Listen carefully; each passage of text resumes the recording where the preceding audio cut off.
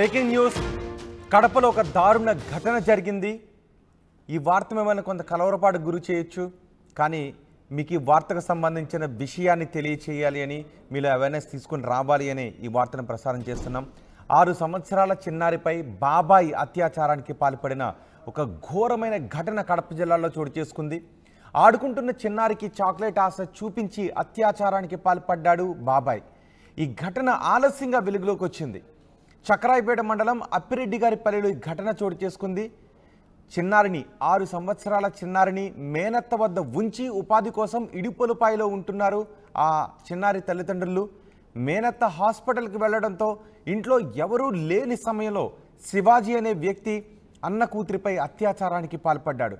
ఆ తర్వాత ఎవరికి చెప్పొద్దని చిన్నారిని బెదిరించాడు ఆ శివాజీ అనే దుర్మార్గుడు।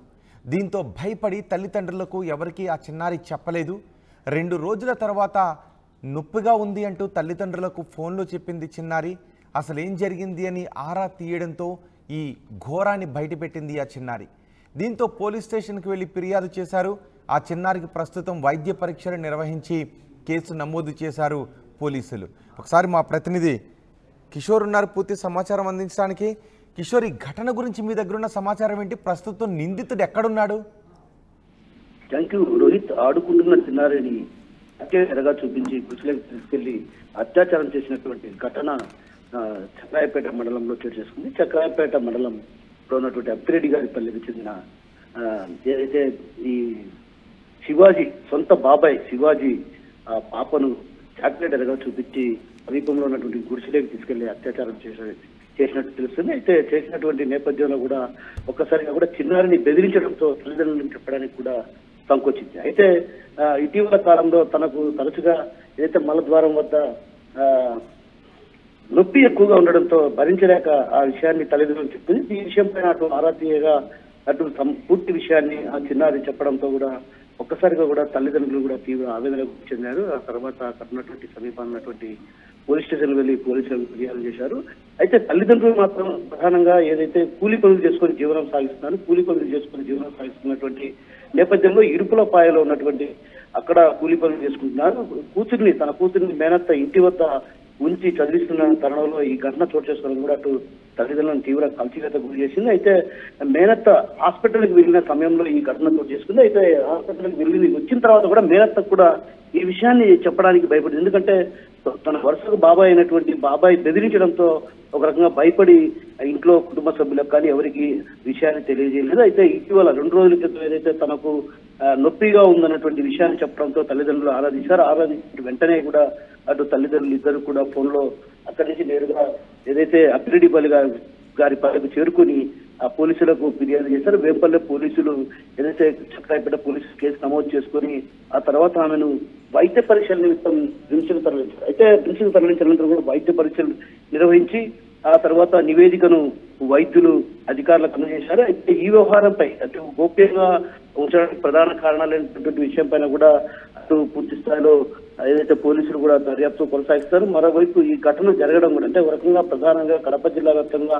పలు ప్రాంతాల్లో కూడా చిన్నారులను చిదివేసినటువంటి ఘటనలు చోటు చేసుకుంటాయి। అయితే ఈ నేపథ్యంలో కూడా కఠినమైన చర్యలు తీసుకోవాల్సినటువంటి అవసరం ఎంతైనా ఉంది। ఎందుకంటే ఒక దుర్మార్గంగా వ్యవహరించేటువంటి కామాంధుల పాలిట చిన్నారులు బలవుతుండడాన్ని కూడా అటు తీవ్రంగా పరిగణించాల్సినటువంటి అవసరం ఉంది। దీనిపైన కూడా ప్రత్యేకించి అధికారులు కూడా ప్రత్యేకంగా చట్టాలు తీసుకురావాలి అన్నటువంటి విషయాన్ని తల్లిదండ్రులు చెప్తున్నారు। మరోవైపు ఏదైతే ఈ కేసు వ్యవహారంలో కూడా ఇది కేసు ఎత్తిపోతున్నట్టు కూడా పోలీసులు చెప్పడానికి కూడా తల్లిదండ్రులు తీవ్రమైనటువంటి ఆవేదన గురి చేస్తుంది। ఎందుకంటే ఆమె చదువుకున్నటువంటి వ్యక్తి కాకపోవడంతో కూడా సమాచారాన్ని కొంత ఏదైతే ఫోన్ నెంబర్లు అలాంటివి తెలియకపోవడం వల్ల వాటిని చెప్పకపోవడం వల్ల కేసు ఇదంతా నీరుగార్చే ప్రయత్నం జరుగుతున్నటువంటి విషయాన్ని కూడా ఆమె స్వయంగా మన ఆర్టీవీ కూడా చెప్పడం జరిగింది। అయితే ఈ వ్యవహారం పైన కూడా ఇప్పటికే ఉన్నతాధికారులు కూడా జోక్యం చేసుకోవడం జరిగింది। అదేవిధంగా జిల్లా ఎస్పీ హర్షవర్ధన్ రాజు కూడా ఈ వ్యవహారం పైన అటు ఆరా తీశారు। అందులో భాగంగానే ఏదైతే ఇప్పుడు నిందితుడు ఎవరైతే ఉన్నారో శివాజీని కూడా అరెస్ట్ చేసి పోలీస్ స్టేషన్ లో విచారిస్తున్నట్టు తెలుస్తుంది। ఈ వ్యవహారం పైన కూడా అటు పూర్తి స్థాయిలో విచారించి చర్యలు తీసుకోవాలన్నటువంటి విషయాన్ని కూడా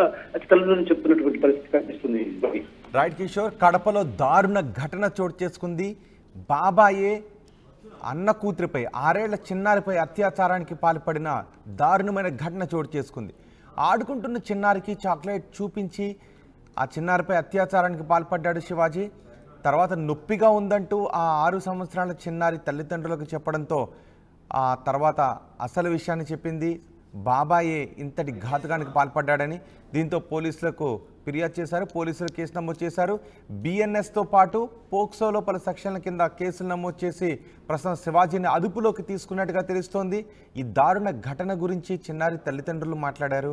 వాళ్ళు ఏం మాట్లాడారో చూద్దాం.